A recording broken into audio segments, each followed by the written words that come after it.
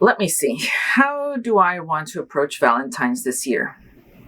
Maybe I'll take a walk back into my personal history to reflect on how Valentine's has changed over my life.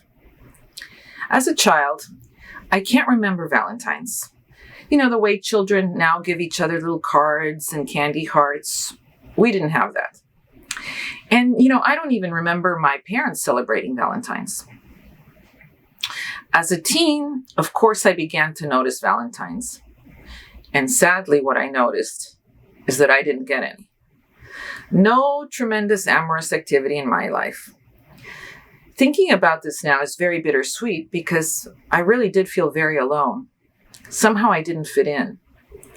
But now I realize that there might have been more of me, more Jessicas out there than people do care to admit. In my 20s, I began to feel anxious about Valentine's. I had started dating, and I really hoped that the lucky fella in my life would have the sense to make Valentine's super special. Guess what? Most of the time I was disappointed because my expectations were way too high. Then, marriage. Actually, Bill played his cards right the first Valentine's. We had just met, and he was off sailing, and I thought he would not remember. Wrong. He did. He remembered and sent me the most divine red roses, even though I actually don't really like red roses. The second Valentine, however, was a warning to Bill to never forget it. Ever. As in ever again.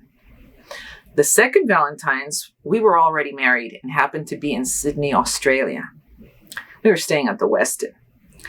I awoke thinking, oh my God, I'm going to be so surprised. I just knew I would. Not so. Bill had forgotten Valentine's. Now, if you know me, you know that I don't hold things in. So I went off on a world-class tirade. Poor man. He went downstairs and after an hour came back with the most beautiful vintage watch.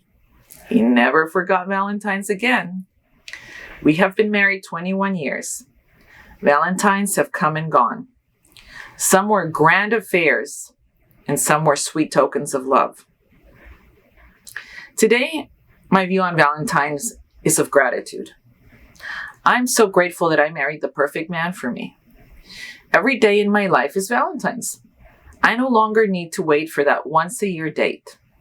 Although, Bill, if you are reading or hearing this, I still want to celebrate that special day. And yes, I do want a little something in a little box. Happy Valentine's.